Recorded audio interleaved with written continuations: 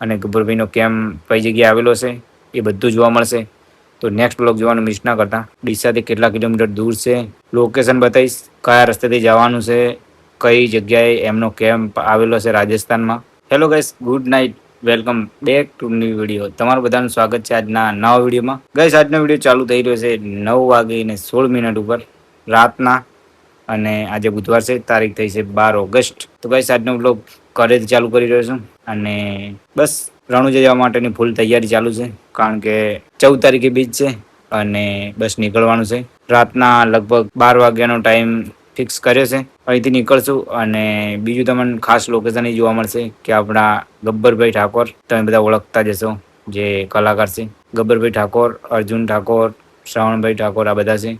એમને જે કેમ્પ બનાવ્યો છે સેવા માટે, ત્યાં પણ જવાનું છે. તો તમને એનું ફાઇનલ લોકેશન પણ હું બ્લોગમાં બતાવીશ કે એમનો કેમ્પ કઈ જગ્યાએ આવેલો છે, ડીસાથી કેટલા કિલોમીટર દૂર છે, અને હું જ્યાંથી મારા ઘરેથી નીકળી રહ્યો છું ત્યાંથી એ કેમ્પ કેટલો દૂર છે, લોકેશન બતાવીશ, કયા રસ્તેથી જવાનું છે, કઈ જગ્યાએ એમનો કેમ્પ આવેલો છે રાજસ્થાનમાં. ટોટલી ગાઈસ, ટોટલી માહિતી નેક્સ્ટ વિડીયોમાં તમને બતાવીશ. તો આવતીકાલનો બ્લોગ જોવા ના ભૂલતા, બહુ મજા આવશે. અને એમના કેમ્પે પણ જવાનું છે, ત્યાં જઈશું, એમની મુલાકાત કરશું. અને આવતીકાલે એમના કેમ્પનું ઓપનિંગ છે, મતલબ કે આજે થઈ છે 12 તારીખ અને આવતીકાલે 13 તારીખ અને એકમ છે, રાઈટ. આવતીકાલે શ્રાવણ મહિનો ચાલુ થશે. શ્રાવણ મહિનાની એકમના દિવસે એમની કેમ્પનું ઓપનિંગ છે. તો એમના કેમ્પના ઓપનિંગમાં પણ જવાનું છે, એટલા માટે ત્યાં બહુ મસ્ત વ્લોગ બનશે. પછી ત્યાંથી નીકળશું સીધા રણુજા જવા માટે, બીચ ભરવા માટે. 14 તારીખે બીચ છે અને 13 તારીખે કેમ્પનું ઓપનિંગ છે. તો ઓપનિંગ પતાવી પછી સીધા રણુજા નીકળશું. રણુજા નાઇટ રોકાઈ જઈશું, ત્યાં સ્ટે કરશું ફૂલ નાઇટ, અને બીજના દિવસે સવારે લાઈનમાં જઈ બહુ મસ્ત દર્શન કરશું. ગાઈસ, તમને બધાને ખબર જ હશે કે હું જ્યારે પણ રણુજા બીચ ભરવા જાઉં તો મતલબ કે લાઈનમાં ઊભા રહીને દર્શન કરીએ છીએ અમે બધા, અમારું ફ્રેન્ડ સર્કલ. તો આ વખતે પણ એ રીતે જ પ્લાન છે, અને બસ રાતે નીકળવાનું પ્લાનિંગ કર્યું છે. મારા જે સર્કલના, મારા જે રાઇડર સ્કોડના માણસો છે, એ ભાઈનો કોલ આવ્યો હતો કે ભાઈ આજે રાતે નીકળી જઈએ, લગભગ રાતના 1-2 વાગી જશે, ફાઇનલ નીકળવાનું થશે. અને સવારે લગભગ સવારના ગણી લો ને, અહીંથી કેમ્પ ઉપર જવાનું છે, લગભગ 3-4 કલાક તેઓ પોખતો થશે. અને પછી તેઓ પણ જોઈએ કેટલું સ્ટે કરવાનું થાય છે. બાકી પછી ત્યાંથી નીકળશું રણુજા જવા માટે. કાલે સાંજે, મતલબ કે 13 તારીખે સાંજે ફાઇનલી રણુજા પહોંચી જઈશું. તેઓ હોટલ પર સ્ટે કરશું, અને પછી ફાઇનલી બીજના દિવસે સવારે રામાપીરના દર્શન કરશું, અને તમને પણ બધાને દર્શન કરીશ.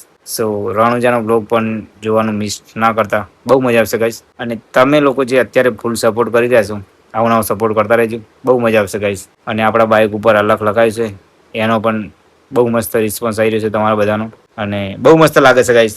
હું વિચારતો હતો કે ભાઈ બાઇકના વાઇઝર ઉપર કઈ ટાઈપનું મતલબ કે ટાઇટલ આવશે તો સારું લાગશે, પણ ફાઇનલી તમારા બધાનું જે સજેશન હતું કે અલગ લખાઈ દો તો બહુ મસ્ત લાગે છે. અને પછી હું જ્યાં બાઇકનું જે લખાવા ગયો નામ, ત્યાં આગળ ભાઈએ કીધું કે ઉપર ઘોડાવાળું નિશાન, મતલબ કે અલગનું જે રામાપીરનો ઘોડો છે એમનું કોઈ નિશાન રાખી દો, બહુ મસ્ત લાગશે. સો આપણે ફાઇનલી પછી એ રીતે પ્લાન કર્યું, તો બહુ મસ્ત લાગે છે. અને સાઈડમાં 2 લાઈન કરી છે, એ પણ ગાઈસ ફૂલ પાવર લાગે છે, બહુ મસ્ત. તો બધા રસ્તામાં મળજો, અને આપણે આપણું નવું બાઇક લઈને આ વખતે આવી ગયા છે બીચ ભરવા માટે. તો જોઈએ કેવો સીન થાય છે. બાકી મારી સાથે લગભગ 3 થી 4 બાઇકો હશે, અને એના સિવાય બીજા પણ મારા સ્કોડના માણસો આવવાના છે, પણ કદાચ એ લોકો ઘરેથી લેટ નીકળશે તો અમારી સાથે નહીં આવે. અને જો કોલ ઉપર વાત કરી લઉં છું, એ અમારી સાથે આવશે તો બહુ મજા આવશે, સાથે સાથે જઈશું. બાકી ફૂલ પાવર તૈયારી ચાલુ હતી આજે, અને વરસાદ પણ દિવસે હતો ગાઈસ, એટલા માટે બ્લોગ નથી કરી શક્યો. બાકી બાઇક તો ફૂલ પાવર રેડી કરી દીધા છે. આપણે બંને બાઇકો એકદમ ઓકે છે. કેટીએમ પણ ઓકે છે, આપણું R15 પણ એકદમ ફૂલ પાવર રેડી છે. બંને બાઇકો લગભગ આવી હશે. કદાચ મારું બાઇક કેટીએમ તો હું લઈને આવું જ છું, પણ R15નું કદાચ શું થાય છે આઈ ડોન્ટ નો, કેમ કે નાઇટમાં નીકળવાનું છે, અને એમાં પણ જોઈએ કઈ રીતના પ્લાન થાય છે. બંને બાઇકો એક સાથે લઈને જવાની ગણતરી છે, પણ જો મારી સાથે કોઈ રાઈડર આવી જશે, બાઇક ચલાવી શકે એવો માણસ, ડ્રાઇવિંગ લાયસન્સ બધું હોય એવા, તો ફાઇનલી બંને બાઇક એક સાથે નીકળશે ઘરેથી. બાકી ગાઈસ જોઈએ કઈ રીતના થાય છે, આઈ ડોન્ટ નો ગાઈસ કઈ રીતે પ્લાન થાય છે, કંઈ હજી ફિક્સ નથી કર્યું. બાકી મારા જે રાઇડર ટીમના માણસો છે એ લોકો તો આવી રહ્યા છે, એક ભાઈ દાંતાથી અને એક ભાઈ સટલાસણાથી ઓલરેડી લોકો સાથે વાત થઈ ગઈ છે. અને એક અમારા હાથે ભાઈ અમદાવાદથી આવતા હતા રણુજા બીચ ભરવા, પણ એ ભાઈનું બાઇક કાલ શોરૂમમાં આઈ થિંક સર્વિસમાં પડી છે. સો એ ભાઈ કદાચ નહીં આવે. અને બીજા કયા કયા લોકો આવે છે ફાઇનલ નથી કહીશ, હજી લગભગ થોડો ટાઈમ પછી કોલ પર વાત થઈ જશે જે પણ આવતા હશે. બાકી જે સવારમાં હેડશે સવારના વહેલા એ લોકો આગળ મળશે. અમે કેમ્પ ઉપર સ્ટે કરવાના છે. સો તેઓથી બધા મળી અને પછી આગળ સાથે રાઈડ કરશું. તો જોઈએ ગાઈસ બાકી કઈ રીતના પ્લાન થાય છે. અત્યારથી તો ગાઈસ કંઈ ના કહી શકાય, કારણ કે બધા કઈ રીતના પ્લાનિંગ કરીને આવે છે આઈ ડોન્ટ નો ગાઈસ. એટલા માટે હું અત્યારે કંઈ વધારે કહેતો નથી. બાકી તમને એક અપડેટ આપી હતી કે રણુજા જઈ રહ્યા છો અને ગબ્બરભાઈના કેમ્પ ઉપર ખાસ કરીને જવાનું છે. એટલા માટે થયું કે ચલો તમને બધાને અપડેટ આપી દઉં. અને નેક્સ્ટ બ્લોગ તમને જોવા મળી જશે ગબ્બરભાઈના કેમ્પ ઉપર, અને ગબ્બરભાઈનો કેમ્પ કઈ જગ્યાએ આવેલો છે એ બધું જોવા મળશે. તો નેક્સ્ટ બ્લોગ જોવાનું મિસ ના કરતા. તો ચલો ગાઈસ મળશું નેક્સ્ટ વિડીયોમાં. આજના વિડીયોમાં આટલી જ અપડેટ.